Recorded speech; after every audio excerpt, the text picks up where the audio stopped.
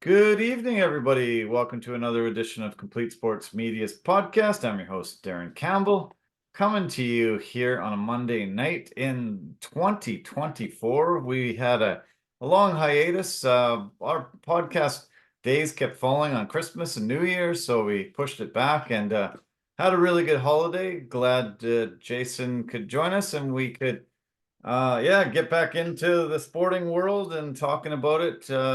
First, did you have a great holiday, Jason? I ate well. I Nice. ate well.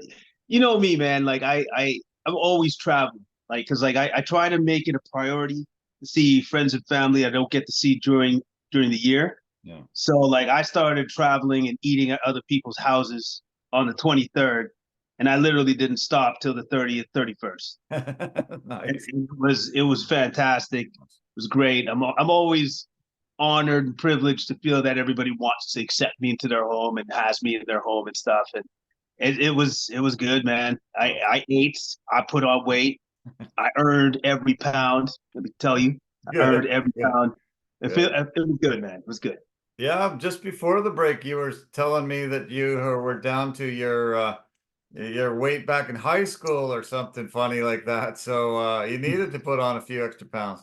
Yeah, man. I was down to my university weight. It's almost felt like I'm cutting to get down to my lightweight. If I'm a UFC fighter, it's like, oh, I'm cutting weight, man. I'm getting down. You know, get That's, yeah, that's great. Yeah.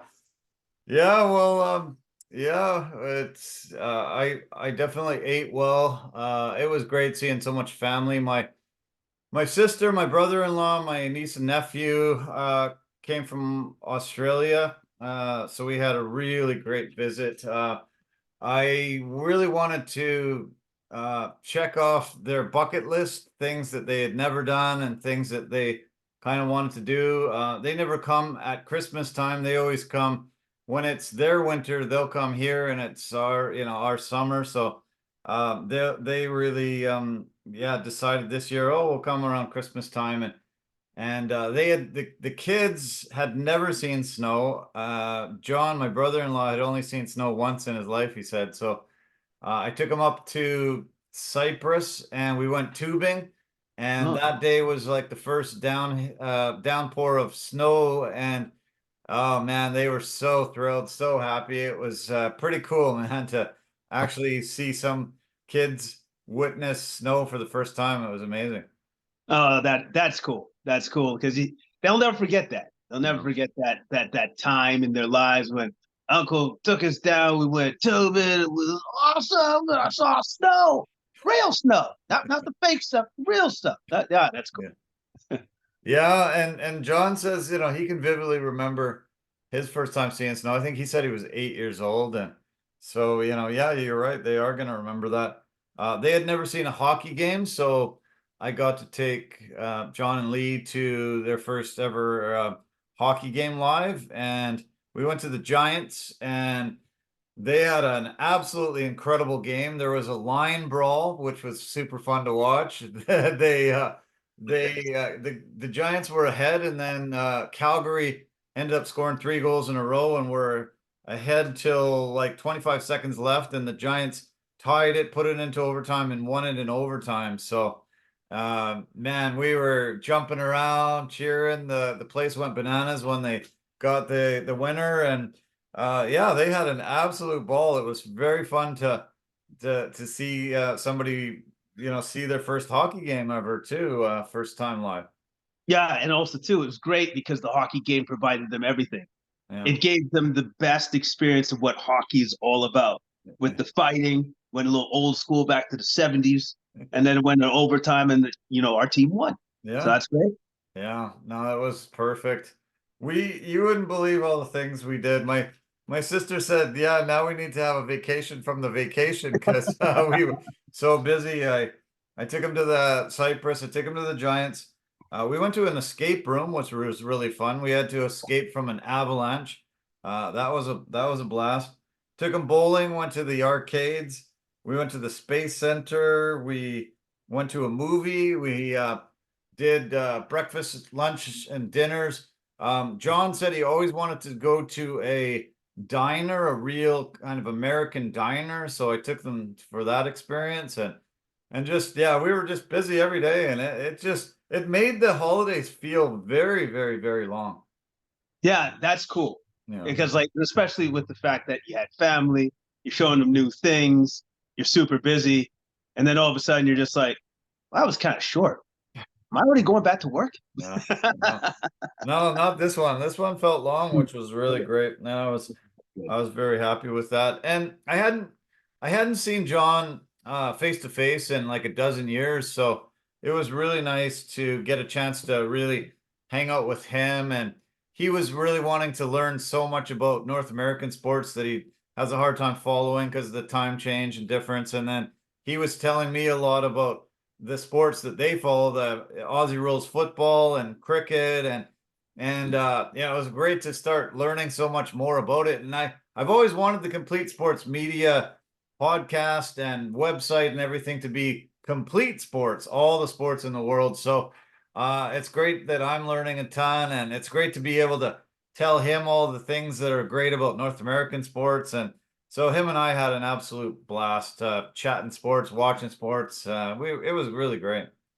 Yeah, and also too, this is like the first time I could ever remember where Christmas Eve actually fell on Sunday football. Right. So you must have had a blast just watching football on Christmas Eve. You Yeah. know, like, and Yeah. that must have been just awesome for him. And then you get to explain exactly how American football works, because I'm sure there's plenty of things where you're just like, I don't understand what just happened. Like, Yeah. what? Yeah. Yeah. And it's super cool. Like, I really, my sister is so important to me, and it's so nice that, she has somebody so great that, she has in her life. And then, him and her created two of my favorite people on the planet, my niece and nephew. So nice to see them and, experience so much of these great moments with them. They were really fun to be around. And so, yeah, it couldn't have went better. I'm so thrilled that they decided to come this year, and the whole family was super excited and planning things for the, few months when we found out they were going to come. And yeah, they're still here. I'm going to get a chance to see them a couple more times before they go, but yeah, so far, I just have had one of the best Christmases of my life. Oh, that's fantastic. Well, you know what? That's what Christmas is all about. Yeah. Bringing family together and just creating those memories that last a lifetime, right? Yeah. And you said you had a Jamaican one. Hey, you got a Jamaican feast, and everybody Yeah. was getting together for feasting on all the great food that you have. Yeah, man. So basically my Christmas was different because I didn't do it with my second mom's family because they went to see their son out in Ontario. So we did that earlier on Earlier. the 16th. So instead, I hooked up with my cousin. My cousin's funny because he asks me every year, "So you're gonna do Christmas with us? You're gonna do Christmas with us?" This time I reach out to him and say, "Yeah, you know what? So I'm gonna do Christmas with you." He goes, "Yeah, let me get back to you. Let me get back to you." And I'm like, "Oh, okay, I see what you did there. Stuff good. That was good." Um, he did get back to me, and so basically, it was at his brother-in-law's place, and they live out in Surrey. They Okay. got a huge family. He's a pastor. He's got 6 kids, and Wow. then they also had family in from the States, and I think Okay. the brother or whatever, his wife's brother, I think it was. Anyway, so it ended up being like 15 or 16 of us, and Well, was like a potluck. I didn't bring anything. I just brought myself and my appetite. But there was a ton of food, man, and it was all Jamaican cuisine.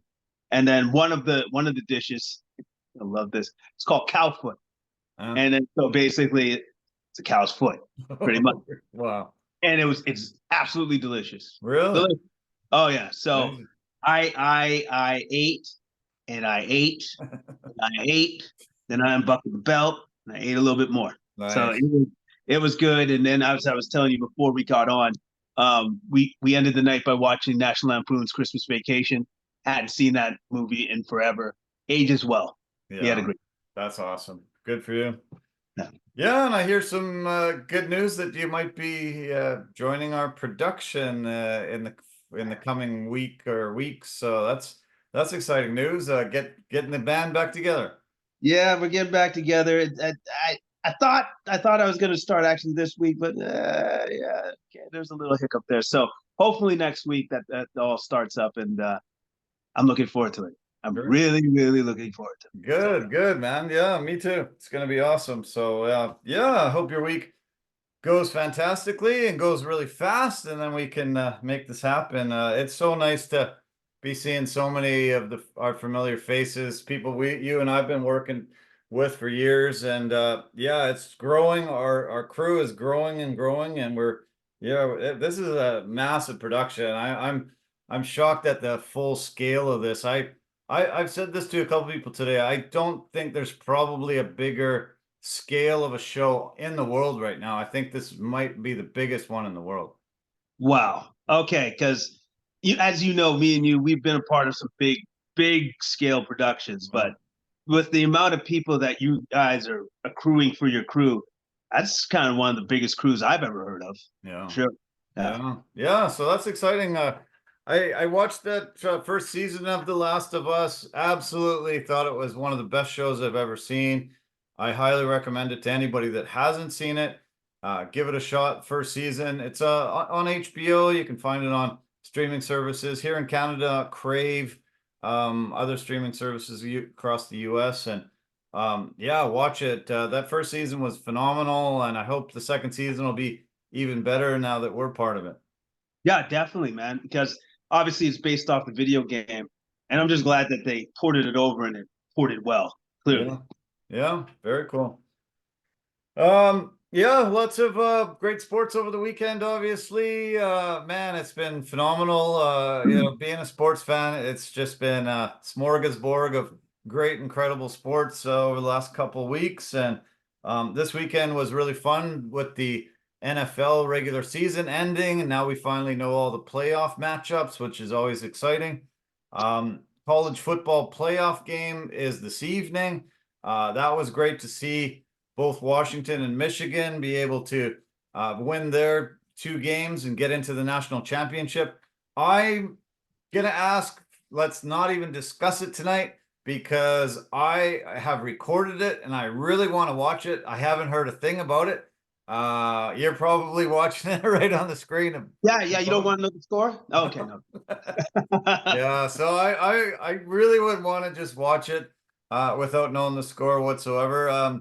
Number one against number two. This has never happened in the history of the college football playoffs where there's two undefeated teams have made it this far. Both teams are 14 and 0. I'm going for Washington. We're a couple hours north of that campus and that team, and I've followed them for a really long time. Michael Penix has been phenomenal. Kalen DeBoer has been an incredible coach, and they're facing a very stiff test with Michigan, Harbaugh, and JJ McCarthy and all those guys. But yeah, let's hope, fingers crossed for me, that Washington could pull off this win tonight. Yeah, fingers crossed for sure. I hope they can. Question for you though. Mm. Do you think John Harbaugh is enticed to go back to the NFL, or he decides to stay in Michigan and just be like, just keep doing this and be awesome? Yeah, I'm pretty sure it's Jim Harbaugh. Jim, sorry. John is with John's the the Ravens. guy in Baltimore, but Yeah, yeah, yeah. this is Jim. I don't think he's going to stay. I think he's going to come to the NFL. I think somebody's going to entice him. He was suspended 2 different times this year for violations of the NCAA. I think he missed about 6 games, maybe five or six games this year, 2 separate suspensions. They called him a cheater and all this kind of crazy stuff. And I think he's probably just sick of the NCAA and the way they are, the rules they make and try to enforce. And I think it would just be smarter for him to come back to the NFL.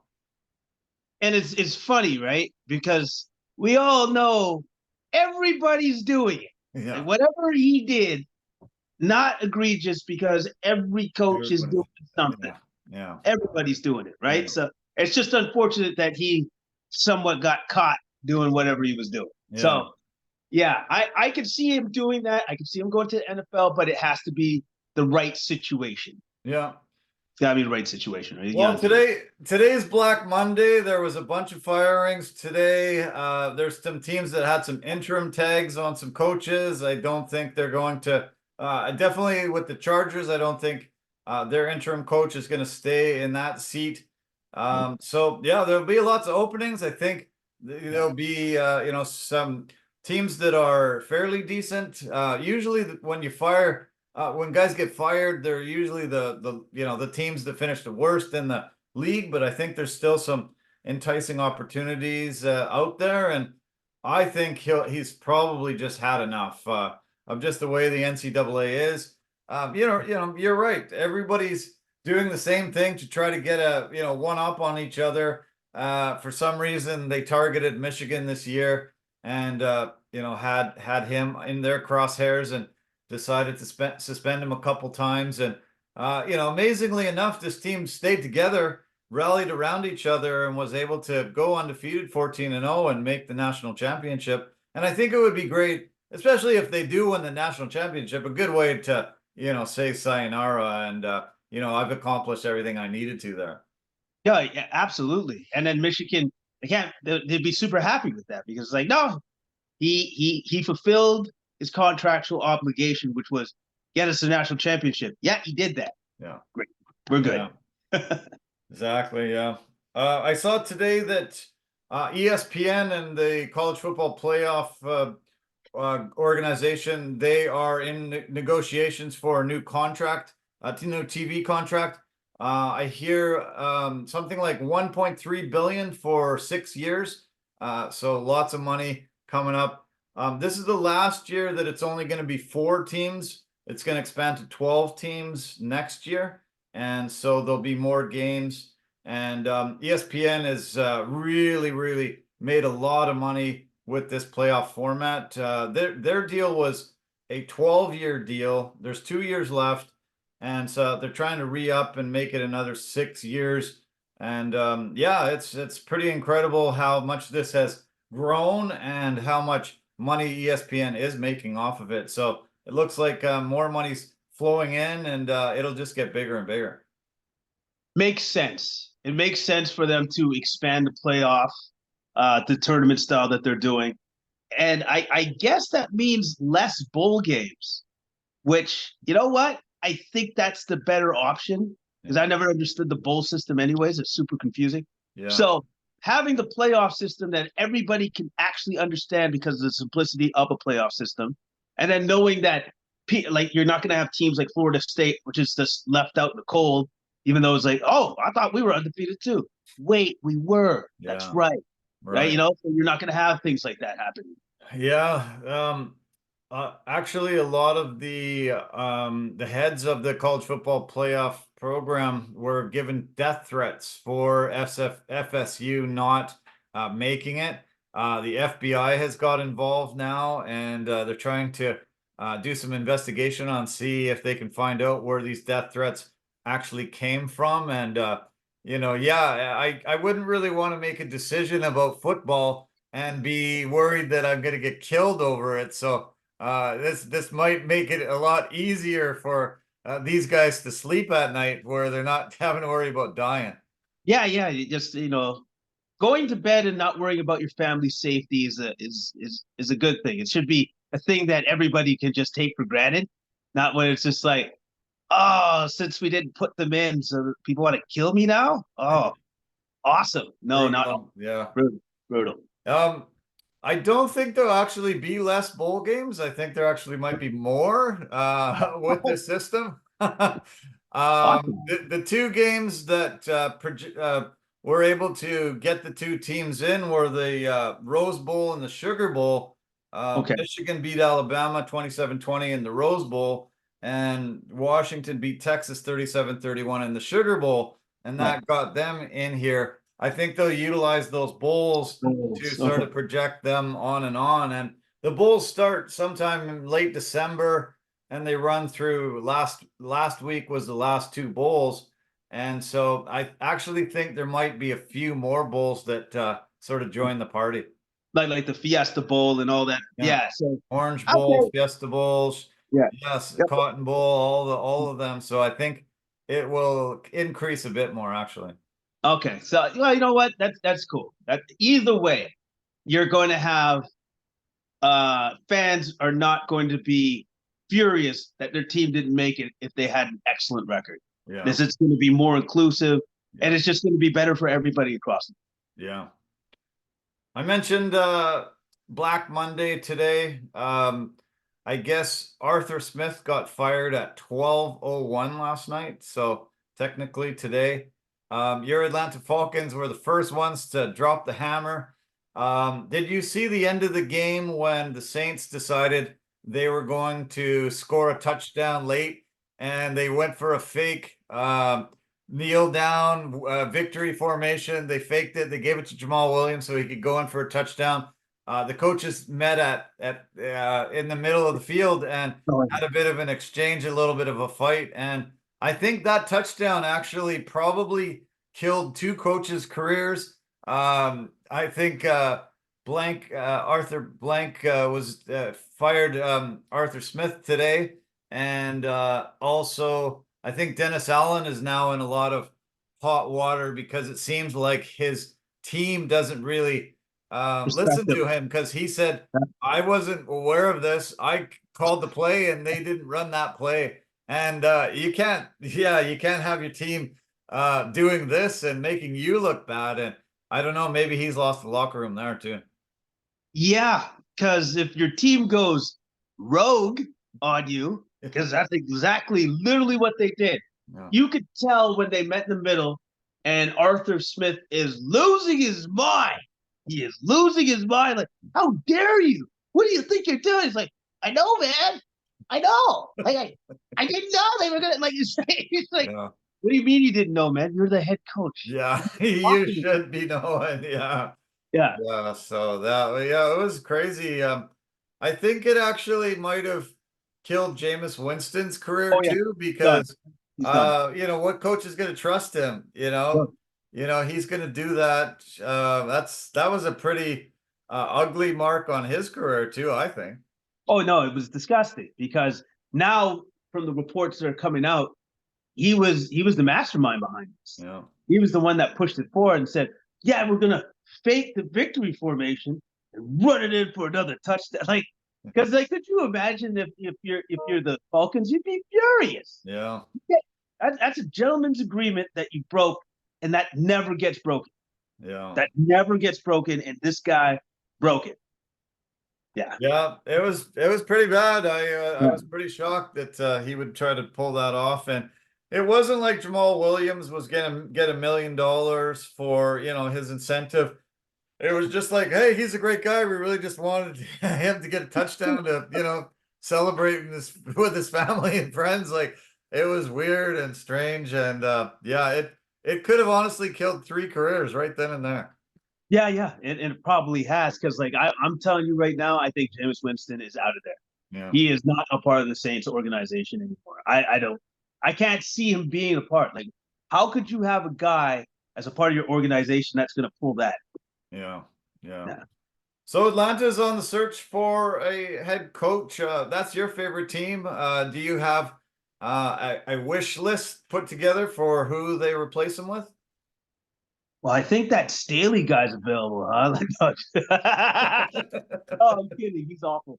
But I'm thinking, it would be great if they went for Jim. Yeah. I think it would be great if they went for him. They'd have to offer him a ton of money, but they have pieces there that he knows he could work with and grow upon.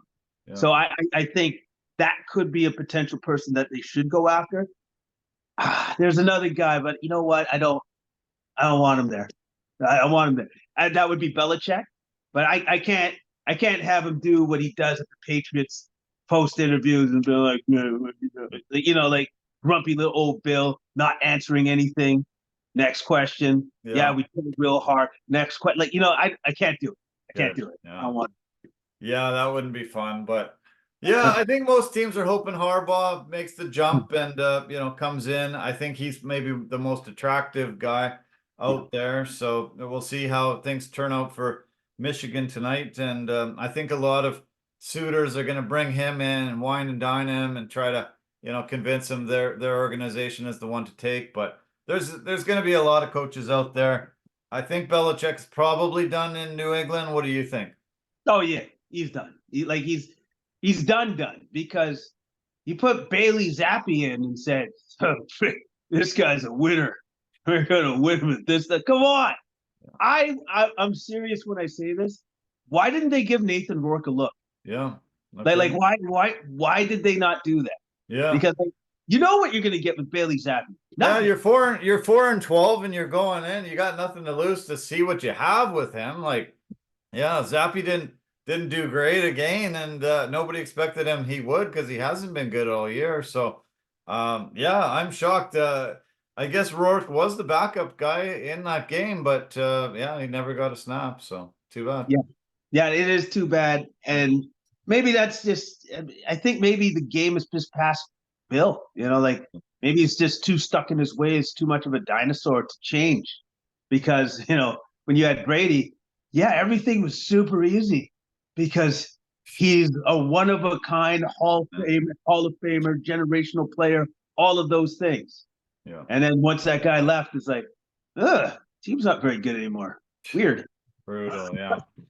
Oh. There was lots of firings today. The Giants fired 3 of their assistant coaches. The Jags fired their offensive coordinator. The Panthers fired their general manager, which was kind of weird because they fired their coach a few weeks back anyway. Guys that are on the hot seat are Matt Eberflus with Chicago, Mike Vrabel with Tennessee, who really disappointed badly this year. Ron Rivera was shown the plank today. But yeah, I expect the Chargers will probably go in a different direction. I think Gift Smith was just brought in real briefly. Antonio Pierce, I'm not sure if they'll remove the interim tag and make him the coach. I kind of think I'm leaning towards him staying there. What about you? I am too. Yeah. Because I think the team responded very well once he took over the reins. Yeah. Or it may have been the fact that we just didn't like McDaniels, so anybody would have been better. Anybody.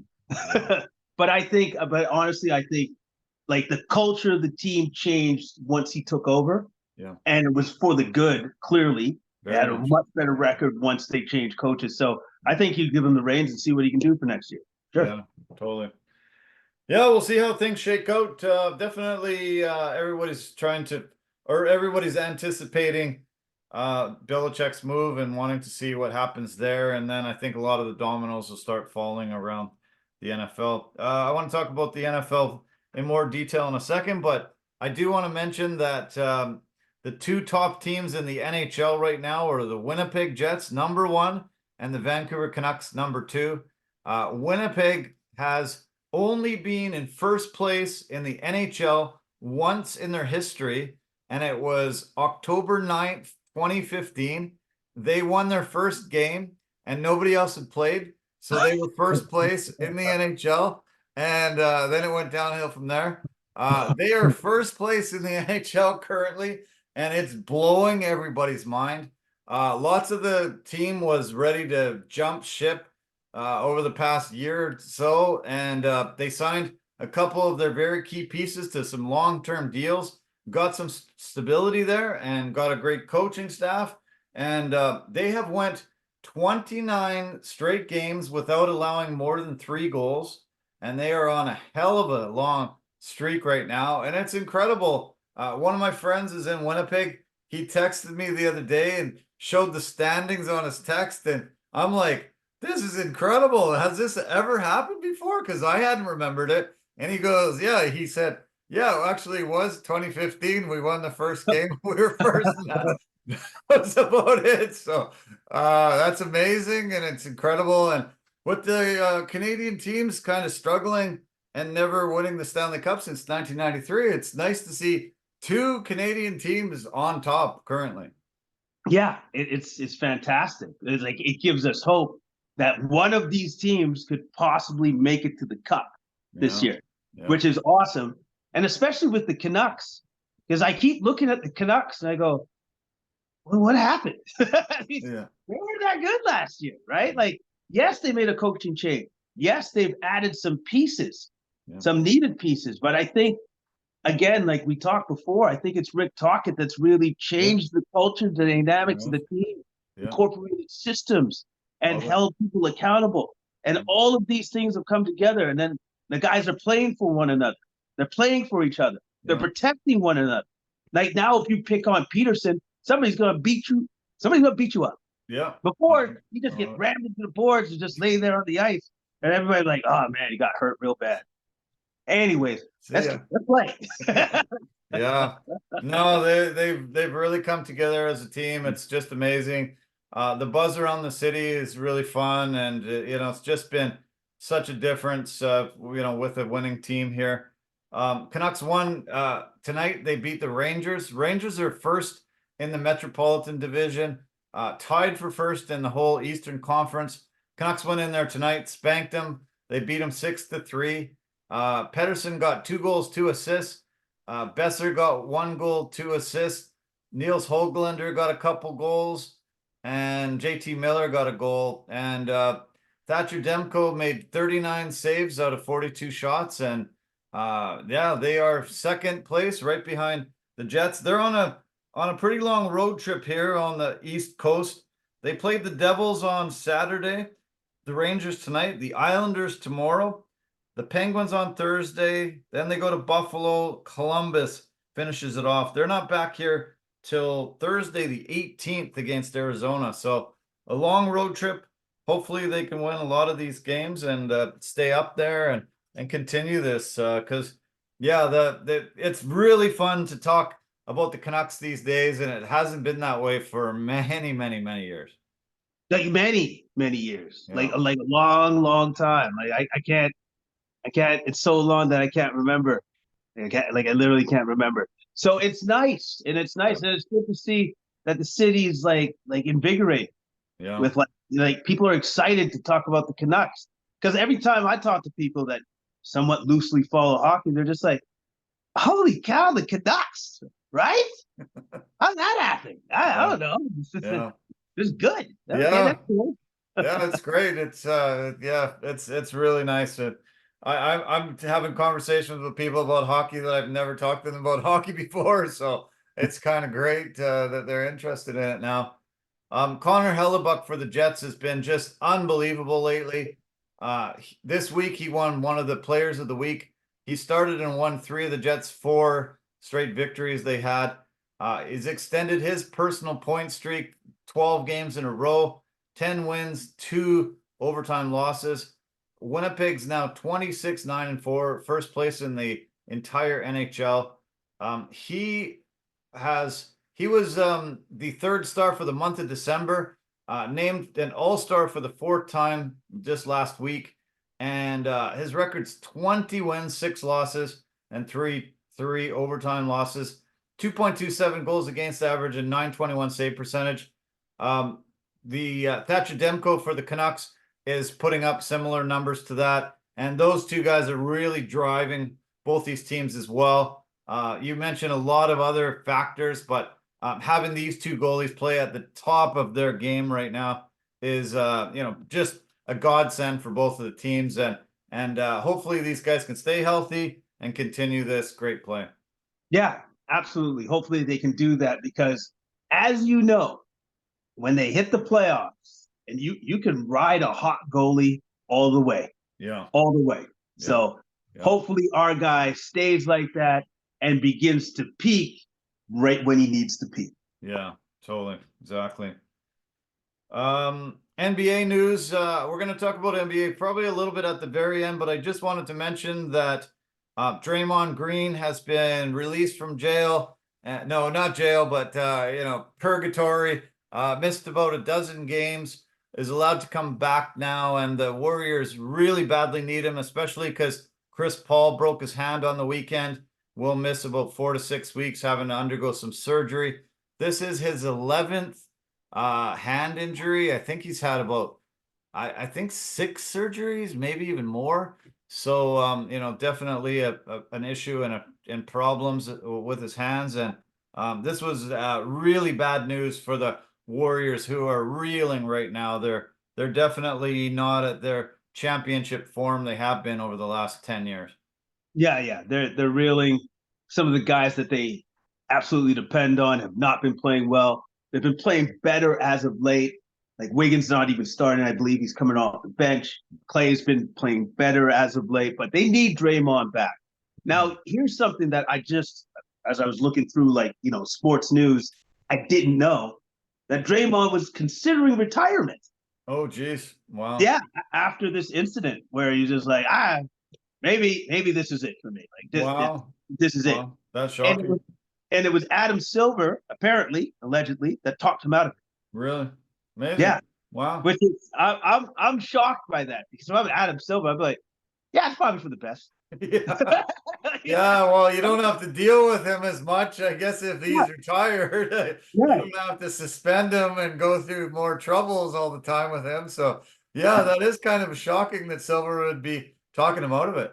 Yeah, so it's if you're talking about a guy that's player friendly, Yeah. that runs the association, well, that's definitely that dude, because he could have made his job a lot easier by saying, "Yeah, man, I'm all for it.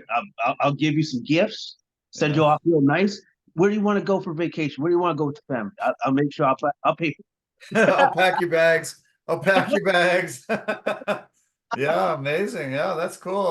Glad you mentioned that because I hadn't heard that at all. But I'm glad Draymond isn't going to retire yet because he, even though he's done a lot of, really unfortunate things in his NBA career, he's been, one of the most fun players to watch. He's been, a catalyst for the success that the Warriors have had, and maybe even underappreciated for all that he's brought to his career and to the NBA.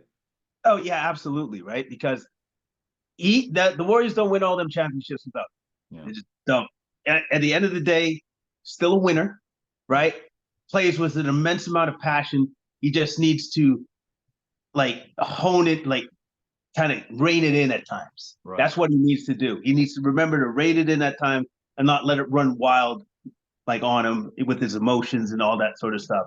And I think with him getting the counseling and some guidance and stuff, maybe that's actually going to help, and not just help him in basketball, but just help him in life. Yeah. The Warriors' former general manager, Bob Myers, is now involved in the the head coaching search for the Washington Commanders. Were you aware of that? He's hired to try to make the Commanders a decent franchise again. And he's been brought in. It's funny because he comes from a different sport, but he had so much success winning 4 championships, helping the Warriors get to 6 finals in the past 10 years, and I was really impressed that they reached out to him and brought him in. Him and Rick Spielman, the longtime general manager of the Minnesota Vikings, are spearheading this search. They spent $6 billion to buy it off Daniel Snyder, and they really want to turn this franchise around, and with Magic Johnson and the other guys involved with the deep pockets, I think they really will, and I think this was a smart move bringing those two guys in. Yeah, and it's out of the box thinking, which Yeah. is, I think, what the team needs at this moment in time. Yeah. And so, and I think Bob Myers is a big on culture and having the right guy to set the tone for the culture that Commanders want going forward. Yeah. And so, bringing him in, that's good. That's a step in the right direction. So I'm surprised to hear that. I hadn't heard that, but that's really smart, out of the box thinking for the Commanders. I love it. Yeah, it was great.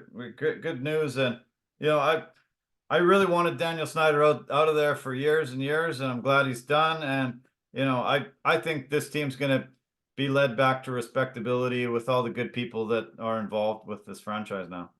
Yeah. Like Daniel Snyder was a slime ball. Like, and then unfortunately, when you have an owner like that, the team can take some of that on. Right. And so now that they have the new ownership, It's just like light at the end of the tunnel. Or, no, actually, the light is there. Yeah. Now we just have to start from scratch, and we just got to build it up. And they have good players, so they just got to build the culture. So, I heard some shocking news this weekend. Tiger Woods is ending his 27-year career partnership with Nike. He signed a $200 million deal in 2013, and it ended in December 31st of this year. The 10-year deal is done, and they are parting ways. I was quite shocked. I thought it would be like a LeBron thing where it was, or a Michael thing where it was just gonna be in for life. And I don't know all the nitty gritty details, but this really came as quite the surprise to me, because Tiger is still such a force, and somebody that moves the needle, and I'm sure he generates a lot of money for them. But they have made an announcement in December that they need to cut $2 billion off of their payrolls. They're going to lay off hundreds of employees, and they've decided that they can't afford this Tiger Woods contract. So strange to hear that Nike's fallen on a bit of hard times, and Tiger Woods is one of the fall guys. it's so weird, right? Because Tiger Woods has been synonymous with Nike for almost 3 decades. Yeah. And when I read that, I had to read that again. I go, really? Like, okay, yes, you need to cut some of your spending and stuff, but you're gonna cut that guy? Like, to me, I don't know what their inner workings and how much they're making off the Tiger Woods line, but I would think it's still pretty good. Yeah, You know? I'm sure. Yeah, it's amazing. Yeah, it didn't make sense to me, but yeah, I got smarter minds than me put this stuff together. But yeah, I'm shocked, and guys like Michael Jordan and LeBron James, and guys like Tiger Woods have really taken Nike to the stratosphere, and yeah, you'd think that they would continue those relationships because of how much they have generated wealth for them. But yeah, that was weird. The PGA has started their season. They had a tournament this weekend in Hawaii. It's called the Century Championship, and it was yeah, fun to watch. A couple Canadians involved. The scores were crazy, like 29 under, I think, won. But it was really fun that they're back, and yeah, we'll be doing some golf coverage and highlights. And one last note before we get into the NFL: former Blue Jay was traded to Seattle a season ago. He did so well in Seattle that he ended up signing a huge deal with the Dodgers this weekend. He's going to go. The Dodgers have just been like absolutely stacking the heck out of this team. He went over for a 1-year, $23.5 million deal. Good on him. Teoscar Hernandez, one of the fan favorites. Everybody was really sad to see him go to Seattle and leave Toronto. But yeah, getting a chance to play with all those big dogs in LA, it's going to be super fun for him. And I'm sure most Canadians will still cheer him on quite a bit, and especially seeing him get such a nice deal and getting to go there and play with the Dodgers, who, I would put some money down on the Dodgers right now if you're a betting person, because they look like they're, going to break the bank and make sure that they're winning this championship. Well, I guess the question is this going to be more like a LeBron James thing? We're not just going to win 1 World Series or 2 World Series, 3, 4, 5. Like, Yeah. is that what they're doing? Because if you're outspending the Yankees, which I think they're doing by a ton at this point, like, it's just like, wow, you just bought yourself a World Series. Yeah, it's amazing. Yeah, it's amazing. I'm blown away, and it's gonna be fun to watch. This super team will be incredible. So yeah, good on Teoscar. Congratulations, way to go. Happy for you. So okay, NFL, as I mentioned earlier, last game of the regular season, week 18. Lots had to be figured out. Even to that Sunday nighter, they still hadn't made sure. It could have been this team, Buffalo and Miami, could have finished second all the way down to 7th in the seeding. And that game really ended up being a great game to watch, because there was still so much drama. Whoever won was winning that division. Buffalo was 6-6, 12 games into the season. They ended up winning their last 5 games, beat Miami. Even though Josh Allen did Josh Allen things, he still threw 2 picks, fumbled the ball once. He still was able to do other good Josh Allen things where he could run for great third downs. He can scramble. He can throw the ball, and he willed them to win and got the victory and put a nice capper on a really incredibly fun regular season. And now all the playoff matchups are set. Yeah. You know what? At times, I was trying to think like who Josh Allen reminds me of because of just the way he plays, which is sometimes with just reckless abandon, where it's just like, you know what, I'm just gonna throw it up there and see what happens. He reminds me a little bit of Brett Favre, except Brett Favre can run. Yeah, like where it's just like, I'll get those interceptions, but I ain't afraid. Right? I'm gonna take my shots, but I will win games playing like that. Yeah. And sometimes when I was watching that game, I'm like, I don't know. He's probably gonna pull this game out. That's what I thought. Like I'm like, I don't know how he's gonna do it. He's probably just gonna pull this game out somehow. Yeah. It's amazing and it's fun to watch. I've become a fan a lot over the years. I'm blown away that one 4th and 13 where he I think it was 3rd and 13, and he just had to beat that guy off and that guy, and then jump and get the first down. And he's been doing that kind of stuff most of his career. And 6'5", 237, I think they were listing him at. That's a big man, and he's fast, elusive, and he can get down the field. He is fun to watch. And there was times also where I was like, yes, he's going to pull this off. I'm pretty sure he's going to pull this off. And Miami's, had a absolutely historic year where they scored 70 points one game and they were lighting it up. Tyreek Hill was threatening with 2,000 yards, and this dynamic offense that, was having guys coming flying from all over the place. And it was pretty prolific, but in the end, Buffalo won their 4th straight division title and reigned supreme again and got 2nd seed. And Miami really put a hard charge into it, but Buffalo showed that they can still pull it off even though they had a bit of a down year earlier. Yeah, exactly. And the only thing that's negative with Miami that noticed is that once they play like the upper echelon teams, somehow the Dolphins just don't win those games. Yeah, they don't win. They win the games that they're supposed to. They'll beat up on those teams. Yeah. But for those teams that are upper echelon, they can't seem to win. That's true. Yeah, that's true. Yeah. So, should I just talk about the playoff matchups, and we'll sort of dive into them a little bit? How do you think? Would you like to do that? Yeah. Let's do that. Okay. So let's start in the NFC as we normally do. San Francisco 49ers have the number 1 seed, so they get the bye. They won't play this weekend. They pretty much didn't play this past weekend either, so they'll be quite rested going in. I was surprised that they didn't care about trying to win and get themselves going with some momentum, but definitely be able to heal up and get healthy and wait for whoever's coming.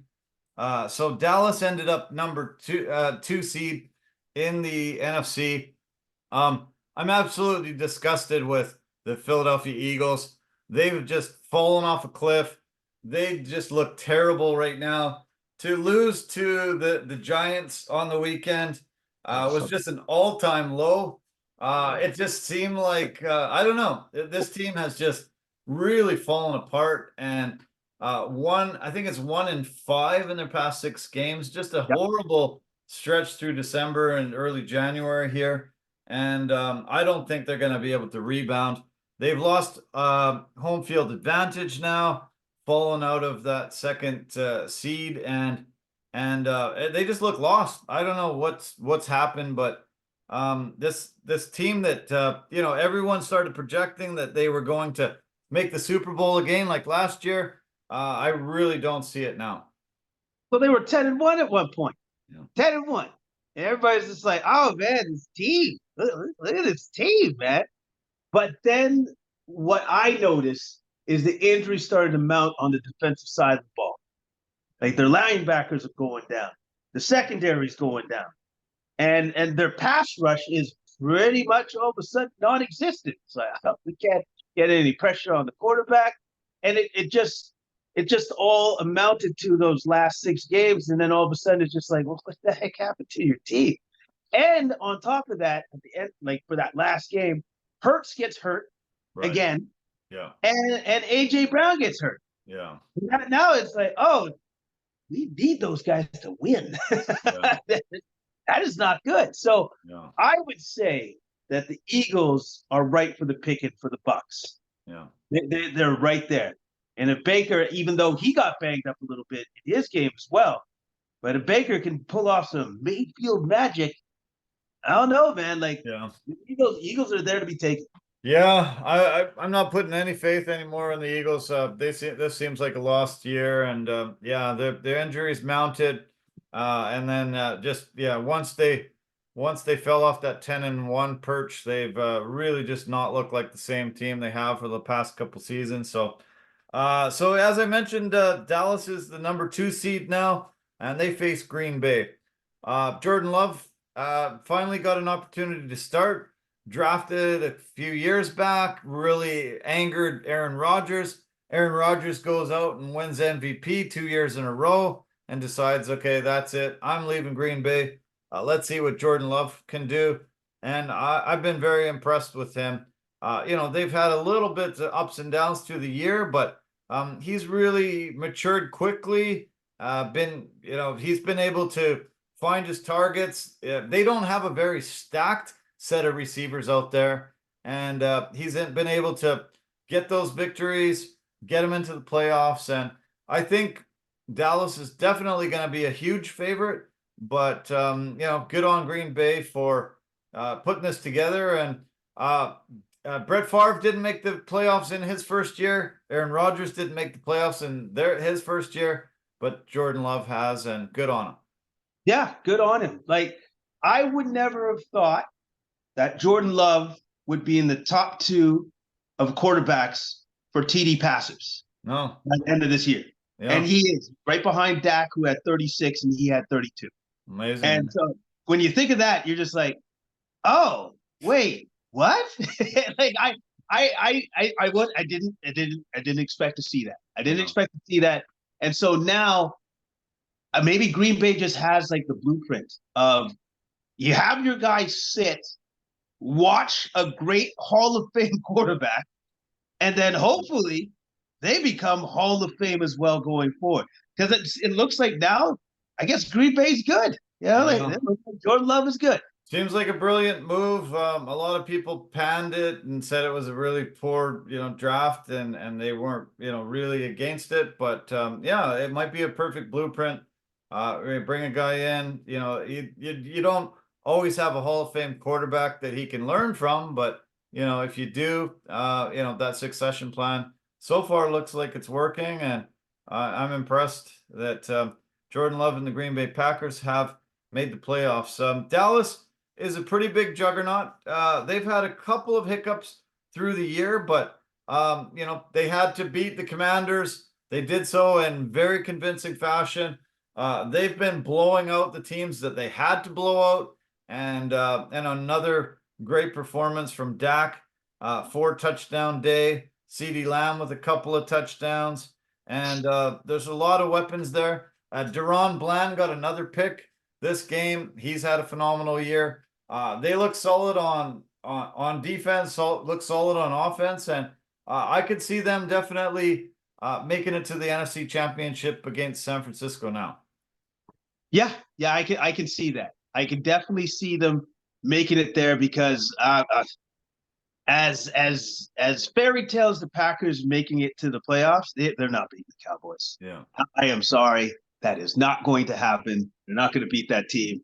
But yeah, I would say that the Cowboys are one of my favorites to make the NFC Championship. But I have another team as well. Do you? I have another team, and we're going to get to them. Okay.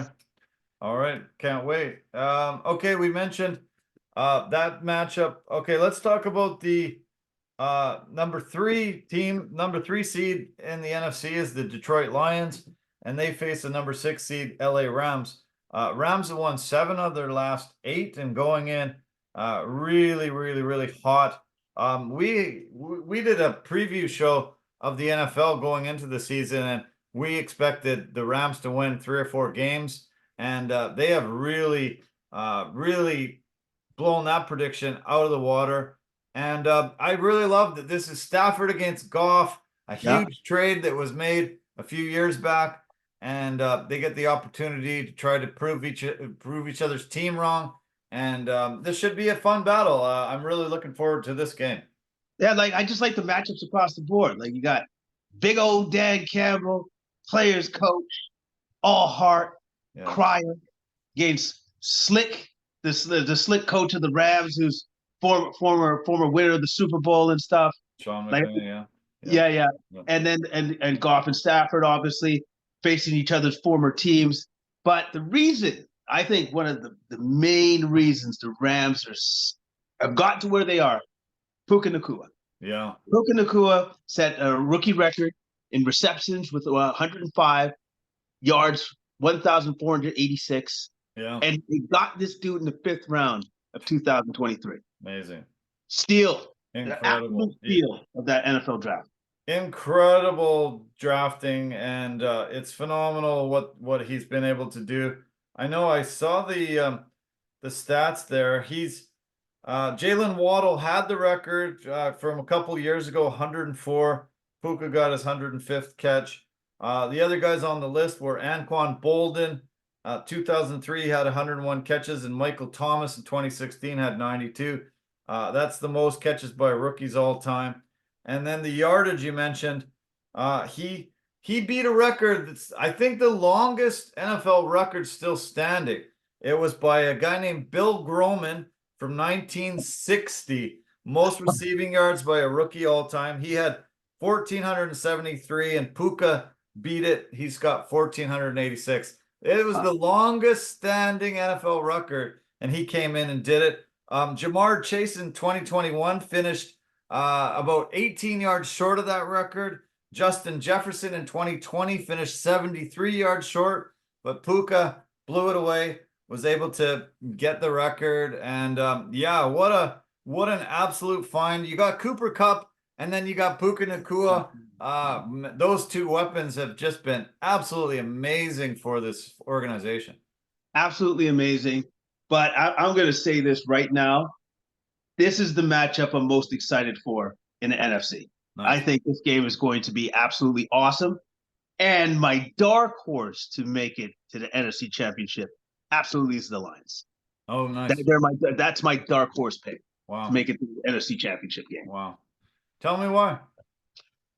It's just, I just love their whole story. Like you remember in the beginning where they were making this journey of theirs, right?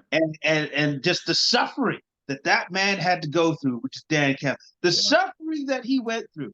But you kind of knew, it's like, I think the team loves this guy. Yeah. I think the team is willing to go through the fire to win games for this man. Oh. And as year after year has gone through, they have gotten better and better and better. And they've definitely taken on like the personality and the quality of their coach. Yeah. That's how they play now.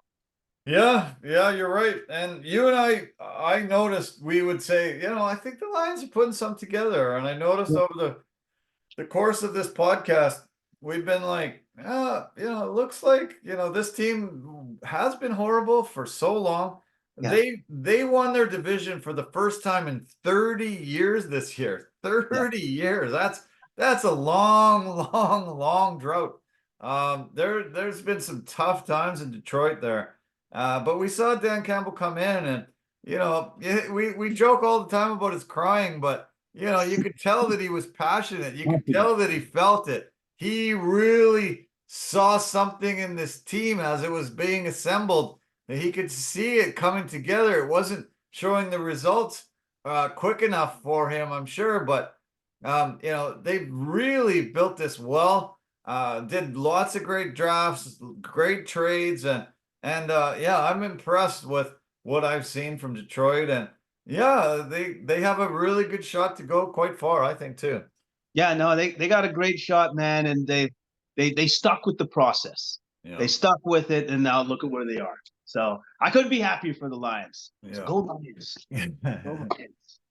We mentioned briefly the Eagles against the Bucks. The Bucks will be hosting the Eagles. The Bucks finished in the 4th seed. Eagles finished in the 5th seed. In Baker, we trust. We talked about that quite a bit this year. I wasn't really convinced with that last game of the season, a 9-0 victory to try to get your playoff spot. That seemed a little too close for comfort, and it wasn't really a resounding let's get in the playoffs on a strong note. What did you think about that game? I mean, it was the Panthers, and you're only beating them 9-0. That's not really giving me a ton of confidence on what they've got together as they hit the playoffs. The defensive struggle. Like I didn't know the Pats were so good on defense. Shut them down like that.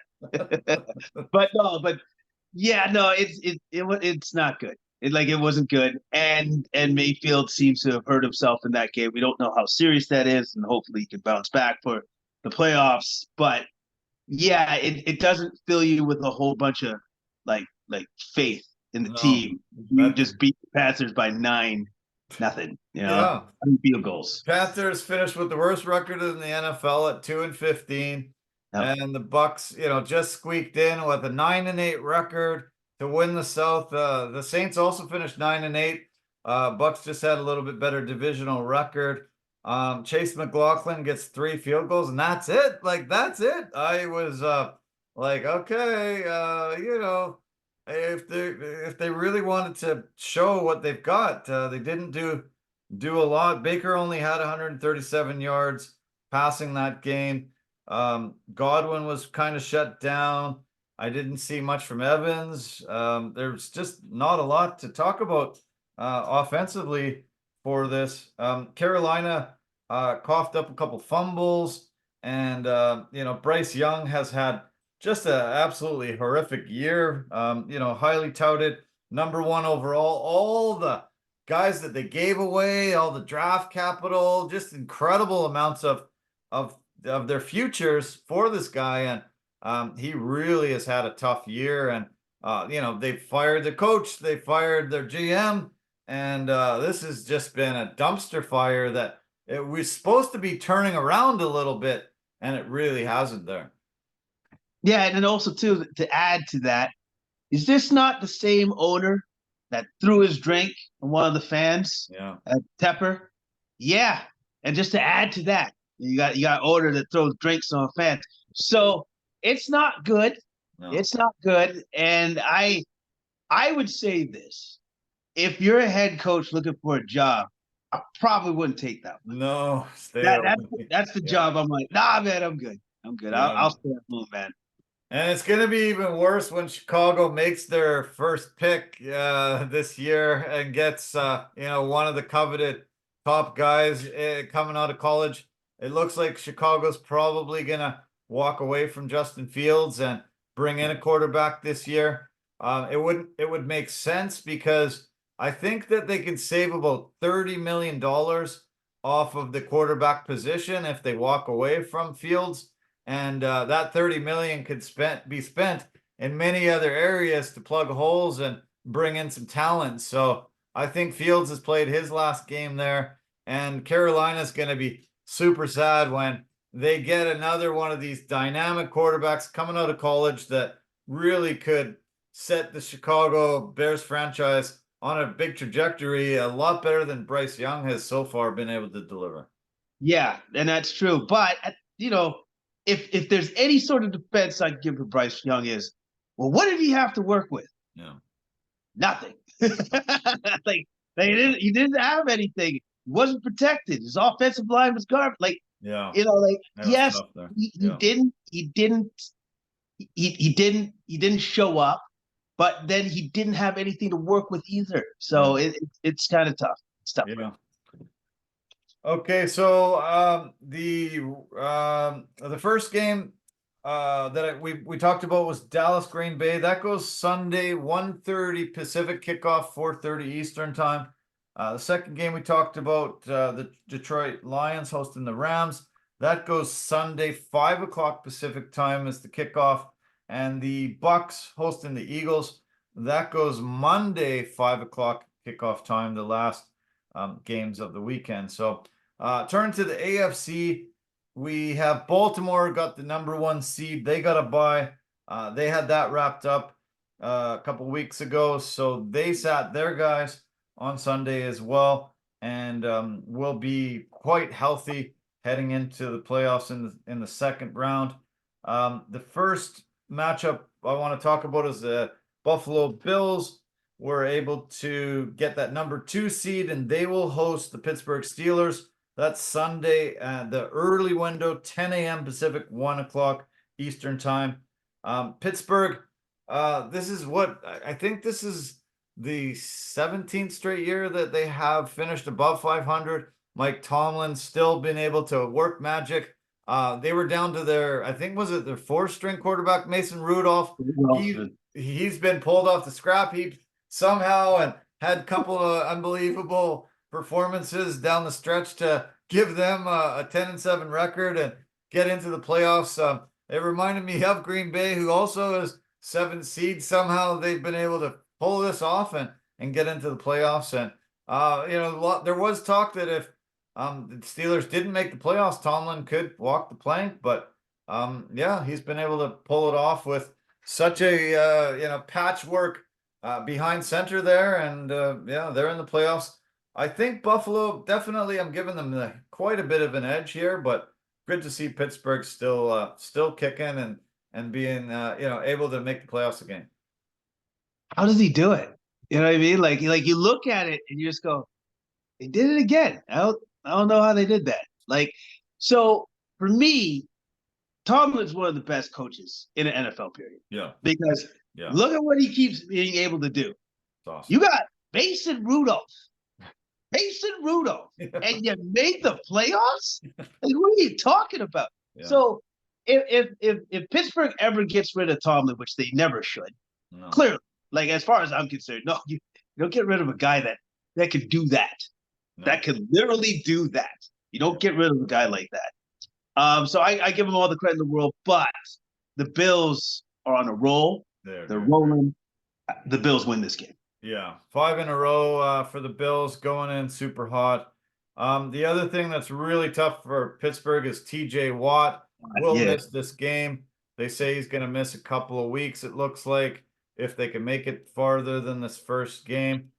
He is such an incredible force there. And him and Highsmith coming on from both sides of the ball. They've been creating havoc all year. That defense has really propelled this team to where they are. And that's such a brutal loss. But they are getting Minka Fitzpatrick back. He's also had a knee injury like TJ Watt has. And he's such a key piece as a free safety there. They also are getting DeMonte Kazee back from his suspension. He was suspended for the rest of the regular season, but he gets to be reinstated back for the playoffs.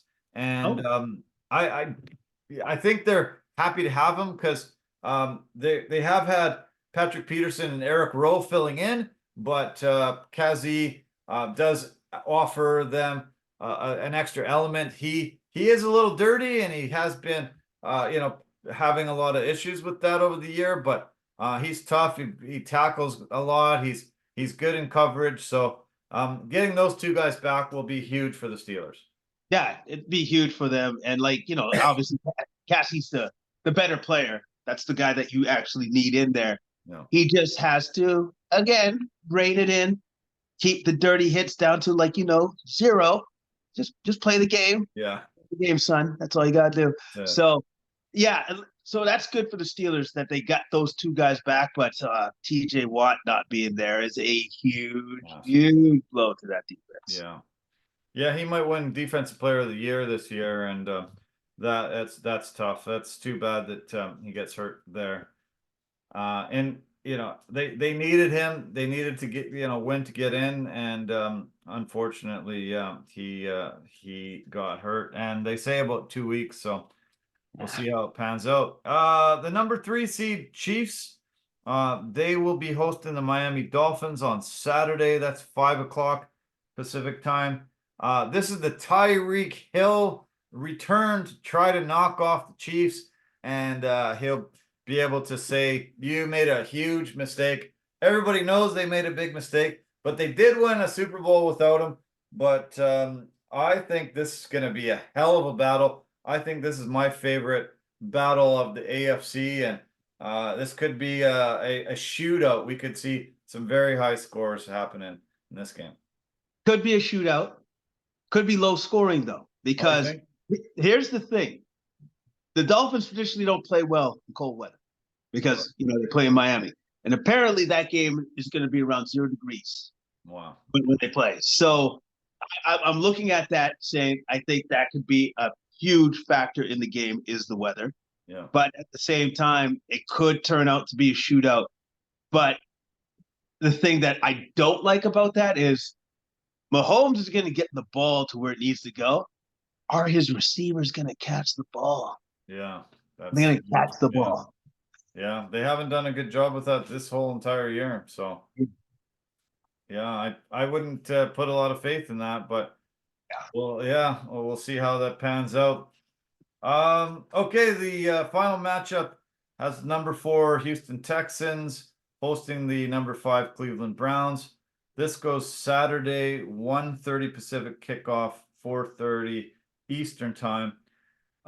Houston with D'Amico Ryans and CJ Stroud, they've been able to have a miraculous season. Nobody expected this already from them. They finished 10-7, top of the South. Were able to be one game better than both Jacksonville and Indy. The AFC South this year was pretty great. I liked a lot of the teams there. And CJ has just been phenomenal. What a rookie year he's had.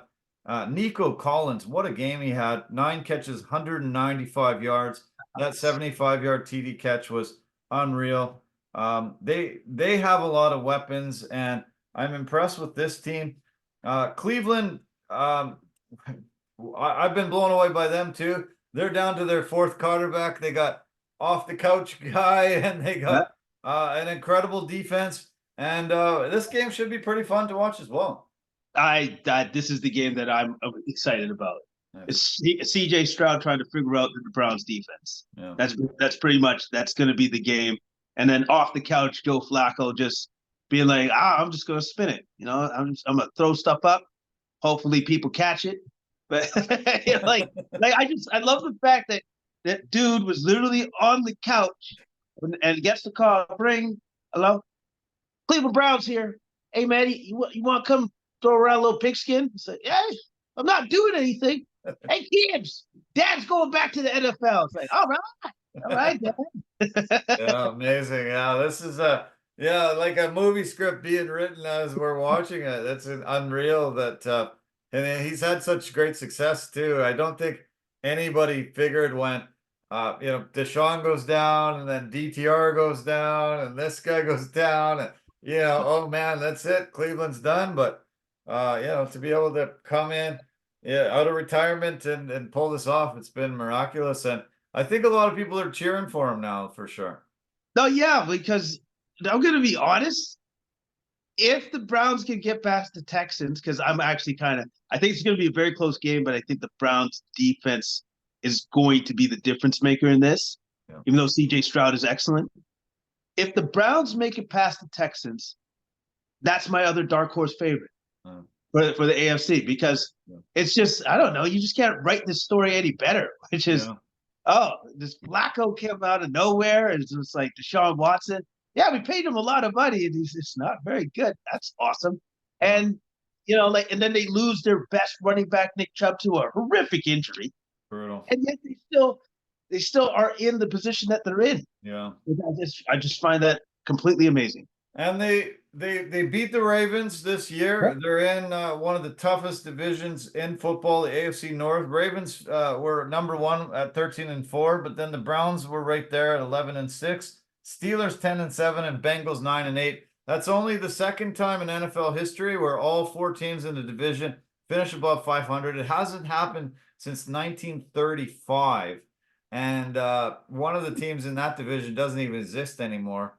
And so, long time since all four teams. Very tough division, and Cleveland has been really good all year, especially on their defense. And luckily, they've been able to get a guy to come in and stabilize that offense. And do you think they're regretting giving this guaranteed contract to Deshaun Watson when, off the couch, Joe Flacco can actually outperform you and what you brought to the table? He's sitting there collecting his money, but not giving the Browns what they need. And even Joe Flacco come in and generate better offense than you could. Yeah, I know if I'm the owner, it's like whiffed on that one, buddy. Man, did we whiff on that one, because this dude that was on his couch he's like indefinitely outplaying Deshaun Watson, who we paid all this money for, and this is the guy that's probably could potentially lead us to the promised land, because he has that ability and he's been there before. Yeah. He's won it, So yeah. I do want to mention a couple teams that really disappointed this year. The Jags were 8-3, leading the South, and they fell on some hard times. Ended up crashing out of the playoffs and putting into question, is Lawrence as good as people have thought of? This was a really bad choke job, and it really put a dark mark on his career and what they've done. And it looked like they were really, moving in the right direction. And to fall out of the playoffs like this was a huge blow. Huge blow. Lawrence was dealing with some injuries, True. So yeah. I'm going to give him a little bit of leeway because of that. So he was definitely not playing at 100%. Yeah. Now, this is what I will say. Starting next year, if they come out the gate slow, and he does not perform very well when he's actually at the height of his powers physically, that's not good. Yeah, that's not going to be good. And if it continues like that, the Jaguars might be like, oh man, we might need another quarterback. We might need a different guy, because right now Lawrence was on a certain trajectory to be maybe a top 5 quarterback. Now he's looking more like a Drew Bledsoe. Like he's going to be good, but just not a guy that can get you there. Yeah, crazy. I'm shocked. The other disappointment that happened locally here was the Seahawks flamed out.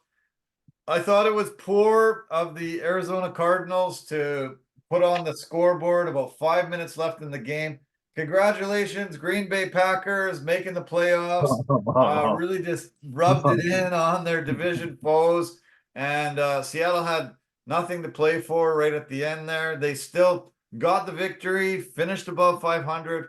Nice, little bit of thing to finish the season off, but a very disappointing year. When Geno Smith had such a great year last year, it looked like they were going to be able to build on that, and they've taken a step back, unfortunately.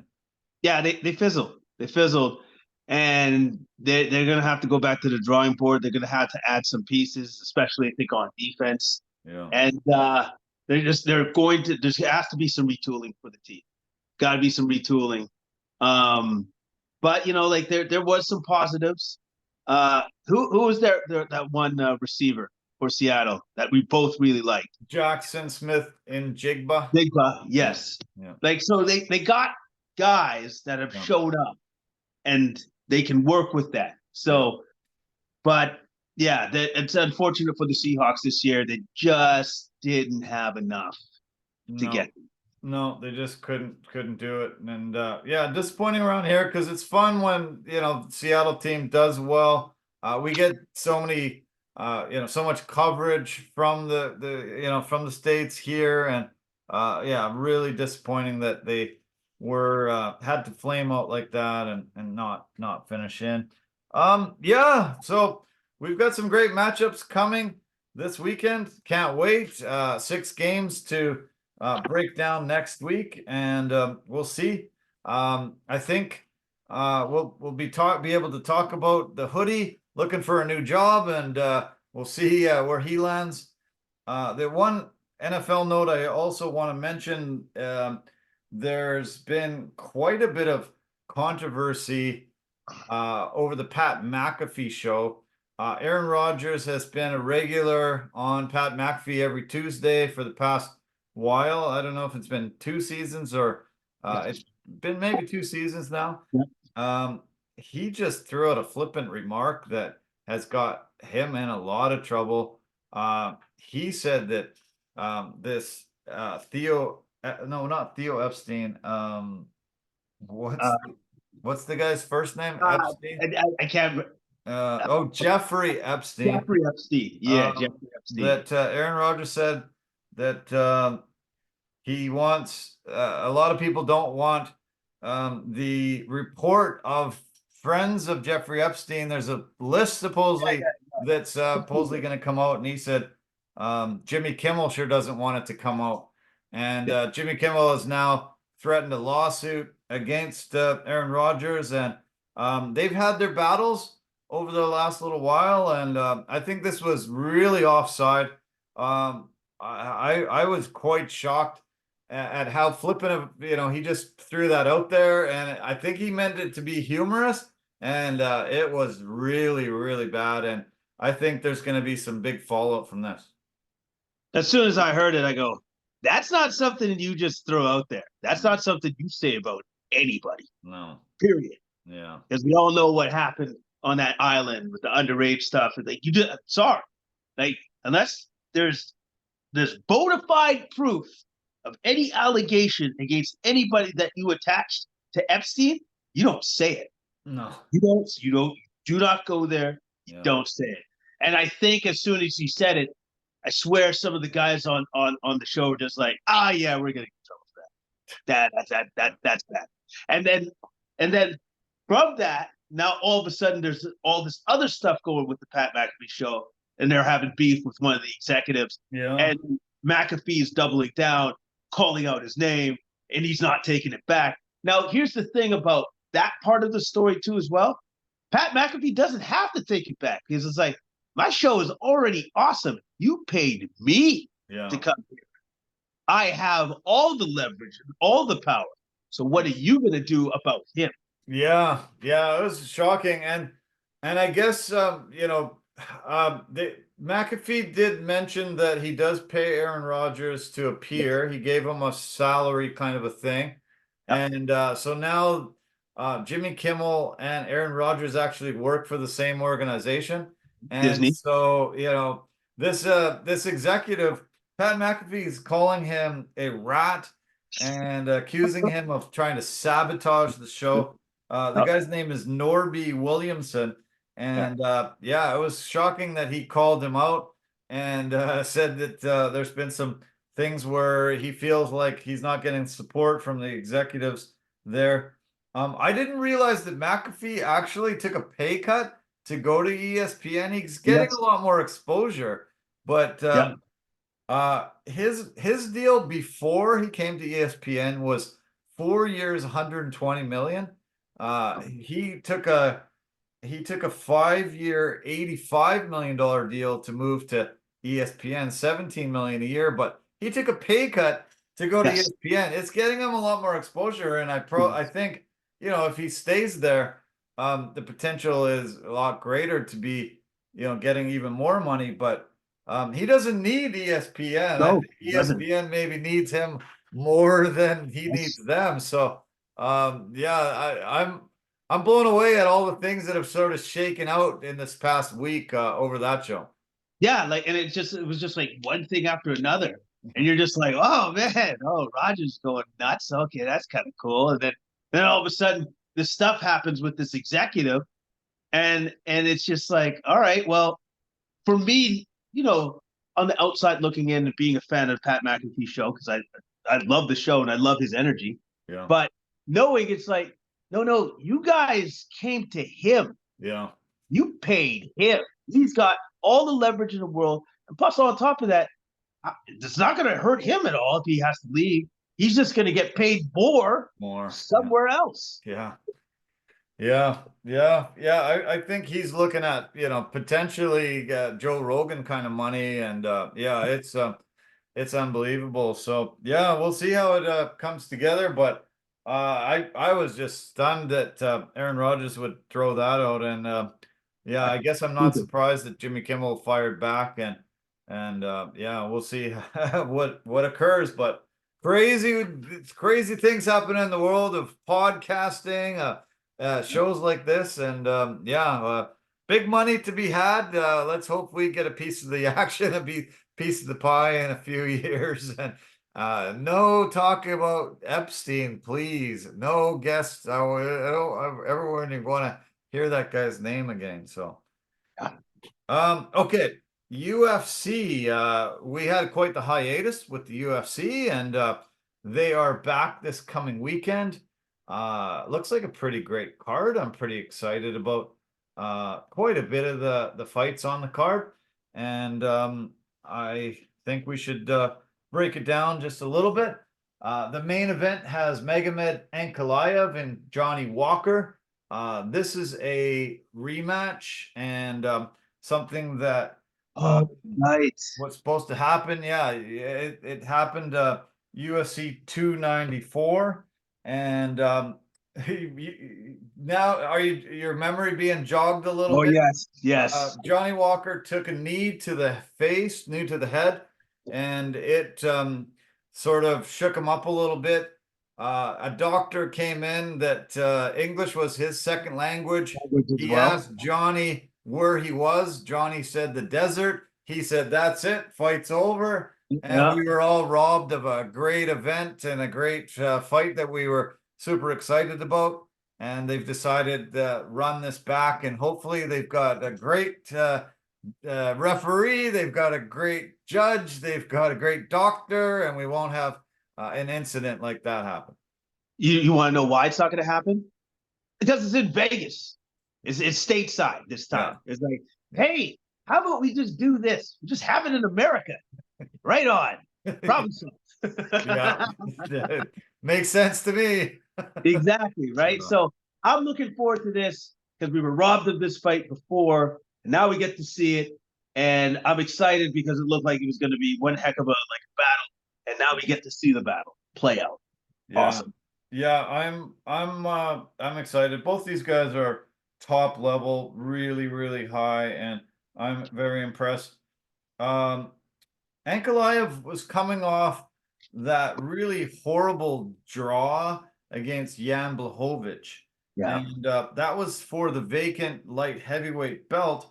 And when they had a draw, then nobody got the belt. And it was like, nobody deserves the belt. That was such a bad fight. So, it's 2 fights in a row for Ankalaev that you're just so disappointed in the result. But he was coming off a 9-fight winning streak going in and looking like a world beater. Another Dagestani guy that you could see actually, wrapping a belt around his waist. And it's weird that, we've had to see 2 strange fights that he's been involved in lately. Hopefully he can get back to the form that he showed before these last 2.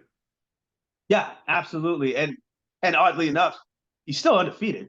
Like he's still 11 fights, hasn't taken an L yet. So right. He has had these 2 weird ones. But yes, hopefully we see that form again. But he's going to be tough against Johnny Walker because that man, he hits you right. He's got the power to knock your lights out. Yeah. Johnny's coming in on a 3-fight win streak, knocking out Anthony Smith, Paul Craig, and Ion Cutelaba, the Hulk.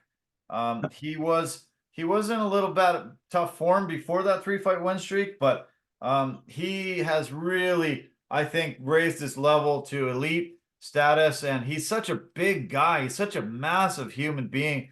He could easily fight at heavyweight, but he is in light heavyweight division, and I see him.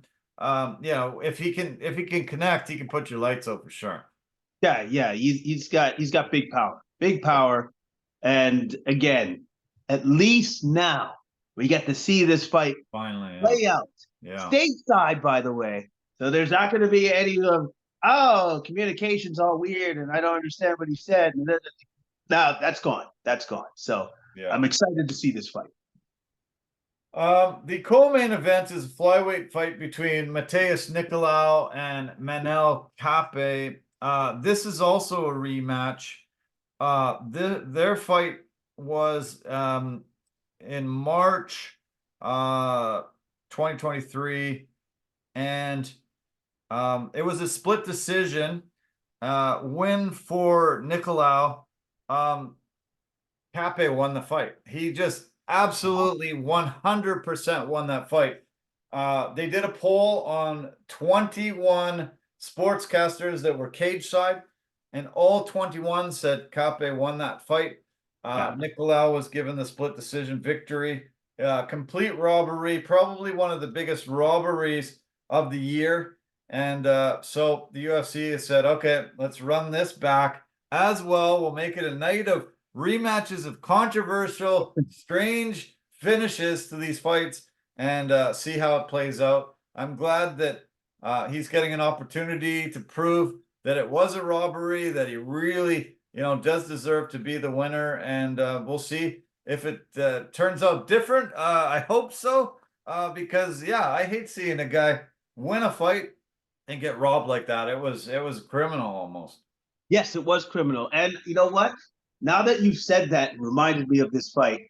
I'm interested to see who the judges are going to be. Yeah. For this first UFC of the year, and who the refs are going to be for those particular fights. Yeah. The main and the co-main. Yeah. Because I'm pretty sure they're going to be the best of the best, and the judges are going to be judges that the UFC trusts. Yeah, they better be. Yeah, I sure hope so, because yeah, both those fights left a very sour taste in my mouth, and it's interesting that they put them together on the same card like this. I haven't seen the UFC do this in a while, and it's kind of great that maybe two wrongs will be righted finally, and we'll get to see some great results. I like both matchups.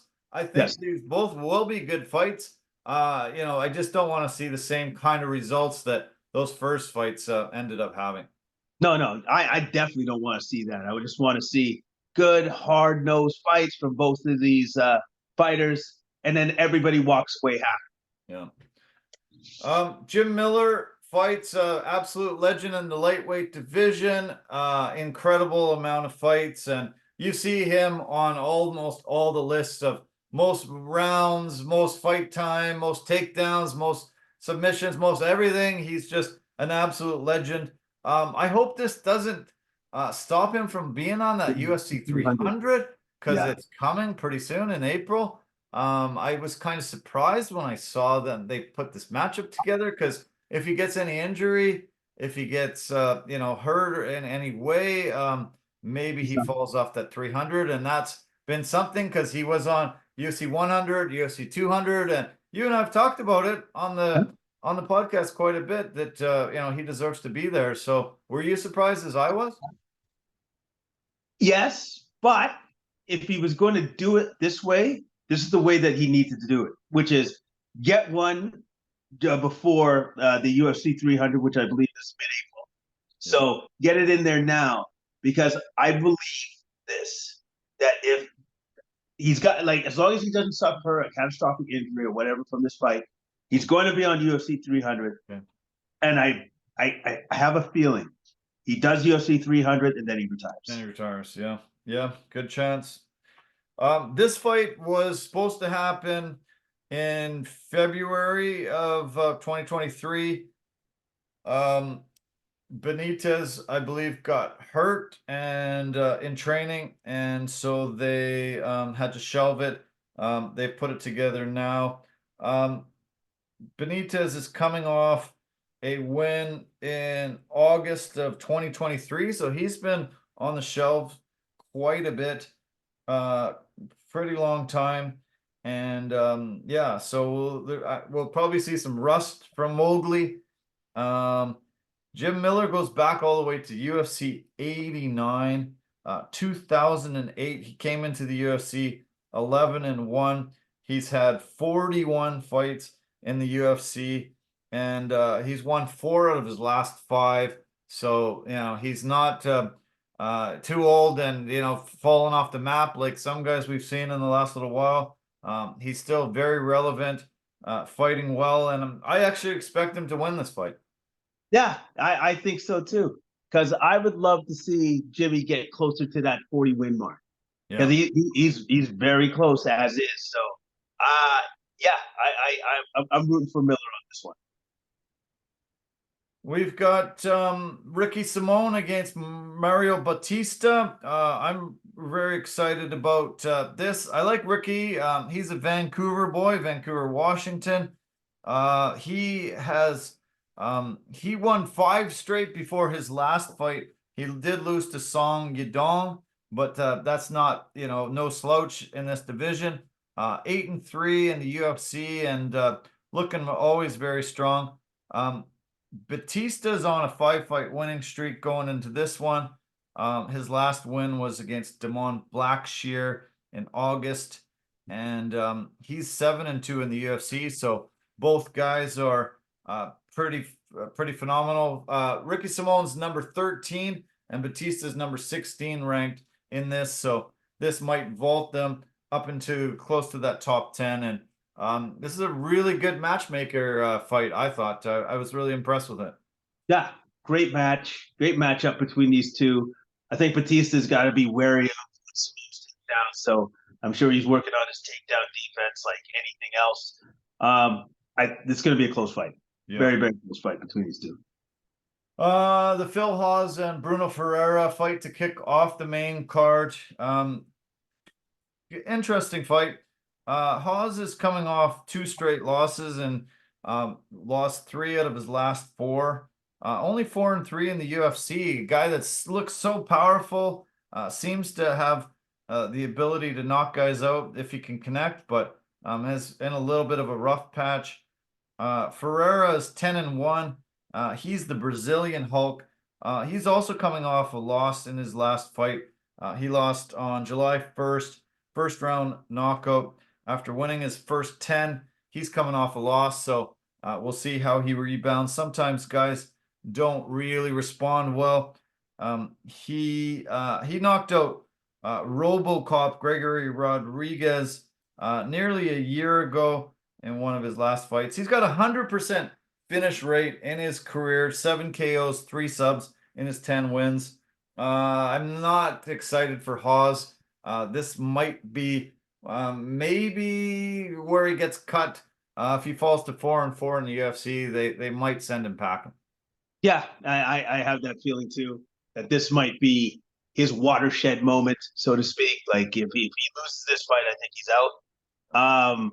But I think either way, somebody's getting knocked out. This is going to end in a finish. This fight. Yeah. The Caitlin Vieira Macy Chiasson fight was canceled off the main card, and off the prelims they've canceled 4 fights off of the card. So we've lost a bunch of up and comers and prospects. I guess they've been able to take Felipe Burns, who was supposed to fight Dennis Bondor, and moved him into Joshua Van. But the rest of the fights look like they're off the card, unfortunately. I do want to mention another legend. We talked about Jim Miller. Andrei Arlovsky is in the featured fight in the prelim. The former champion, going back all the way to the early days of the UFC. He's coming off of 2 straight losses, but man, this is another guy that's an absolute legend. Been around forever, and it's always fun to see the Pitbull fight, and it should be great. I'm looking forward to seeing him back in the octagon as always. Yeah, I'm always looking forward to that. I'm just wondering, is he ever going to call it quits? Like, geez, like he's just like, I'm just going to keep doing it. Yeah, just keep trucking. Just seems like it's just gonna fight till he's in 50s. It's crazy. Yeah, good for him. Semmelsberger is always fun. There's a lot of good fights on this card, and should be fun. Early start, 1 o'clock Pacific for the prelims, 4 o'clock start to the main card coming out of Vegas. Should be fun. Yeah, should be a lot of fun. Definitely looking forward to it, and looking forward to those two fights being redone and Yeah. getting some finality to those fights. I'm really happy for that. Couple of UFC notes. They made a bunch of announcements on the card, the UFC 299 card, that happens in Miami, Florida, March the 9th, and the UFC 300 card that's happening in April. The co-main event now for UFC 299 has Dustin Poirier against Benoit Saint Denis. That will be a 5-round co-main event, and should be a heck of a battle. Both these guys are super tough, and I thought it was an awesome addition to the card. It's going to be a banger. It's going to be a banger because they both go forward. Those are the two kind of fighters where, yeah, let's meet you in the middle, and then we're just going to bang it out. And I love it. Yeah. Great matchmaking. Great matchmaking. Ian Gary also is fighting on that card. They were supposed to fight. He was supposed to fight Jeff Neal back in August, UFC 292. That got turned around, and so they've rescheduled it. The last time Ian Gary was supposed to fight was against Vicente Luque in December. He got pneumonia, had to pull out, and so we're going to see him fight Jeff Neal like he was supposed to back in August. I hope Gary gets knocked out. Don't like this young guy, and hopefully he learns his lesson, doesn't shoot his mouth off so badly, and Jeff Neal can take him out. Yeah, I totally agree with you. He says some things that are completely offside, and yeah, I think he needs to be taught a lesson. Yeah. Hard. And that UFC 300 card just keeps getting more stacked, more stacked. They just announced that Charles Oliveira and Arman Sarukian will be fighting on that card. Whoever wins gets to face Islam Makhachev for the belt. And this is a great matchup that is the #1 contender. Both guys are amazing. And this is already anticipating a fight of the year all over it. These guys are both just awesome fighters. Yeah, I'm super excited. Like when I heard that, I was just like, oh yes, that's going to be a great fight. I think it's going to be an absolute tactical war. Yeah. Good matchup. Great matchup. Bo Nichols on the card facing Cody Brundage should be great. And then also the Yuri Prochazka, Alexander Rakic. Yeah, that 300 is looking incredible. And yeah, I think it's going to be a card that we'll remember for years and years and years to come. Yeah, absolutely. It has to be because it's 300. It has to be that good. Yeah. And I'm just going to say this. I hope I haven't jinxed it. I am hoping the card comes through the way that the card is supposed to be, and there's no dropouts, there's no cancellations. Like all the fights go ahead. Yeah, that's my ardent hope. Fingers crossed. Yeah, there have been way too many fall offs and injuries and things, and yeah, let's hope that comes together because yeah, it's something. You know, the UFC 100 was one of my favorite cards of all time. 200, great card. And this 300, yeah, if all the fights come together, it could be something we talk about forever and ever. We're just going to mention the NBA at the end here. The two players of the week, the Eastern Conference Player of the Week's Jalen Brunson, one of your favorites. His team was 4-0 on the week. He had 27.3 points, 3.3 rebounds, and 9.3 assists. And for the Western Conference, Alperen Sengun, the Houston Rockets point guard. He led his team to a 3-1 record, 24 points per game, 7 rebounds, 4.5 assists. And both guys have really been super crucial to the success of both these teams. And yeah, well-deserved nods for both of them. Yeah, Alperen, I think, is the center. And sorry, say guard. Yeah, Center. yeah, Yeah. Okay. center. And Alfred has a little bit of Joker in it. Like Yeah. he can pass the ball a little bit. I love his game. Yeah. I really like the way that guy plays. And yeah, that he impresses me. He always impresses me. He's getting better and better. Yeah. He's one of my favorite guys to watch, actually. Yeah, yeah, Yeah. yeah, it's been great. Houston's a fun team to watch. They really assembled a lot of cool talent, and it's been a quick change from something where you just didn't even really want to watch them to, yeah, they've got a lot of exciting talent. Yeah, they got some pieces to work with, Yeah. and they got players now that they can count on, and they're being consistent with their effort. And they just have to match, get some other pieces in there to raise their standing. Yeah, yeah. I'm blown away by Shea Gilgeous-Alexander. He's just shocking me more and more and more. He's becoming an elite superstar, and he could be a potential MVP candidate one day. The way he's going. I think he is an MVP candidate right now.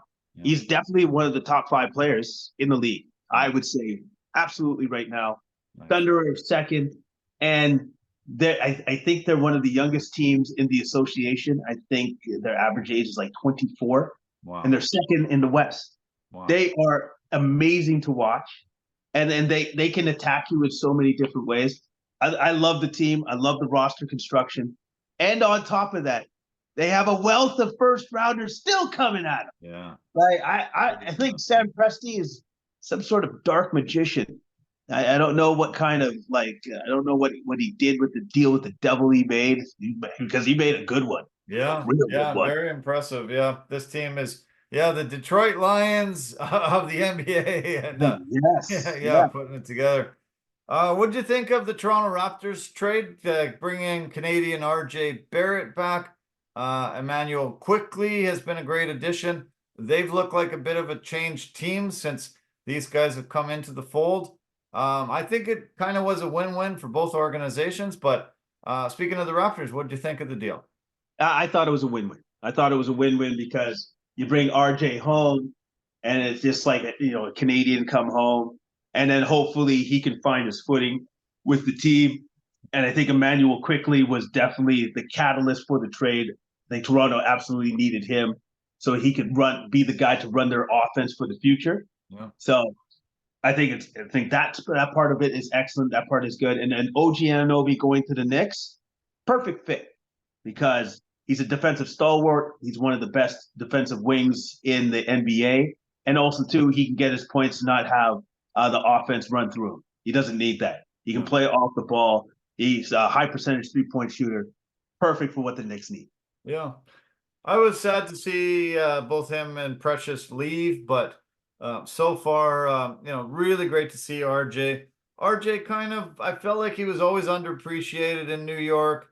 I think he'll be such a massive fan favorite in Toronto, and it's nice to see a Canadian guy getting to come home. He'll just have so much friends and family all the time there. It's going to be great for him, I think, getting to come back to Canada and just being so celebrated. And I think he'll be definitely one of the key pieces they'll utilize there. He won't be sort of shoved to a third or fourth or fifth role. I think he'll be such a centerpiece, and I think it'll be a very key move for his career. I think so too. And the one thing about RJ is that he cares. Yeah. He's always working on his craft. He's always trying to get better. And I think with the support of the country behind him, let alone Toronto, I think he's got a chance to really blossom for the Raptors. Yeah. I agree. Any other NBA notes that you want to mention? The only other thing I wanted to say was in the Eastern Conference, I noticed this. It is so close in the East. From 4 to 8, all those teams all have 15 losses. Wow. That's how close it is. And then obviously the top 3 are still the 76ers, the Bucks, and the Celtics. And the other team that I absolutely love watching them play as of late is the Orlando Magic. One of the best defensive teams in the NBA. Yeah. When they're on it with their defense, from what I've seen, they're they're terrifying. Yeah. They're absolutely terrifying. Yeah. Yeah, they're great. I've been really blown away by how they've put their team together and assembled that team. And yeah, fun to watch. Really, really, really solid defensively, and a coach loves that. You know, if your team's playing well defensively, you know that they care, and you know Yeah. they're not just going for the highlight reel. You know, trying to put the sexy points on the board. I was gonna text you the other day. There was a record set, the most teams that scored 130 plus on the same night. Yeah. It was a crazy night, and I got texts from a bunch of people over the coming days about that, and yeah, it's there are nights where it's just incredible. You're looking at the score is 154 to 152. Like, what the heck? Yeah, it's been pretty wild. But that night, I was shocked. They set an NBA record for the most points of the evening, and yeah, I think there was about 10 teams that were over 130 that night. Yeah, I think one of those games, I might be wrong, but it was the Kings burst of magic, and it went to double overtime. It was like I'm watching the game and I'm like, oh, like the shot making in that game was just, and it wasn't because of bad defense. Oh wow, that's Like good. it's like, Good. oh no, the hand is right there, and they're just making shots, man, and like, and that's a credit to the quality of players in the league now. Yeah. It's never been more talented. Yeah. Like the league is just packed with talent, and it's just awesome to see these guys just get after it. Yeah. Yeah, it sure is. Yeah, it's been a pleasure. So, yeah, man. Well, we kept it under 2 hours, thankfully, and yeah, we both get a little bit of an evening before we got to get back at it. I cannot believe the sound of the rain outside this window right now. Can you hear the rain coming down over there? It Yeah, I sounds sure pretty brutal. can. And I'm just super like looking forward to working in it like tomorrow. So thank you for reminding me. Thank you. Maybe it'll rain itself out all night, and you wake up tomorrow and it'll be clear skies. Yeah, I don't think I'm that lucky. No, I don't think that's gonna happen. But either way, it's gonna be all good. Did it snow on you today? Well, it didn't snow where I live, but apparently it snowed in Surrey and Langley. Yeah. That's why I got the day off. So Oh. that was Oh, pretty okay. cool. Oh, good. I didn't know that you had the day off. I thought you were out there today. So, No, yeah, it was coming down in Surrey. It blanketed Surrey quite a bit of snow. I was pretty shocked. It wasn't sticking on the road, but it was definitely sticking on people's yards, on people's cars, on yep. roofs of houses and stuff. And yeah, I guess that's one good thing about landscaping is you don't have to work in the snow. So, yeah, Nope. snow days. Yeah, so it was a snow day. So here I am. I wake up at 6:30 in the morning, and I'm like, "Oh, awesome! Let's get after it." And then I look at my phone, and it's a text from the boss. Yeah, no landscaping today. I'm like, sweet. That's all I read. I didn't even read the rest of the text. I'm like, sweet, went back to bed. Nice. That's good. That's smart. Yeah, well, that makes me happy because I thought about you a couple times. I was in Surrey today and I thought, I think Jason told me that he works in Surrey a lot at the time. I don't know if I don't know if he's gonna have too happy of a day being out in this stuff. So, Yeah. but as I said early, great news. That's great. Thanks for sharing the news that you're coming on to our production. You'll love the team, you'll love everybody, and they'll love you, and we can't wait to have you. It's going to be great. It's gonna be fun. It's gonna be Yeah. fun. Okay, have a good night, have a good week. Let's keep in touch through the week, and yeah, we'll do this again 1 week from tonight. All right, man. You take it easy. Have a great evening. Thanks, buddy. All right, all the best. Bye for now. Bye for now. Okay, so another edition of Complete Sports Media's podcast has come to a close. Yeah, we kept it under 2 hours, thankfully. I am exhausted. It is time for some, yeah, well, I guess I'll watch a little bit of sports and then call it a night. Early morning coming ahead. So, love you guys lots. Thank you to our partners and sponsors. You know who you are. I say it every time. Everybody knows. Appreciate all the support from all the fans, all the people involved, and take care of yourself. Have a great week ahead. Thank you. We will talk with you soon. Bye for now.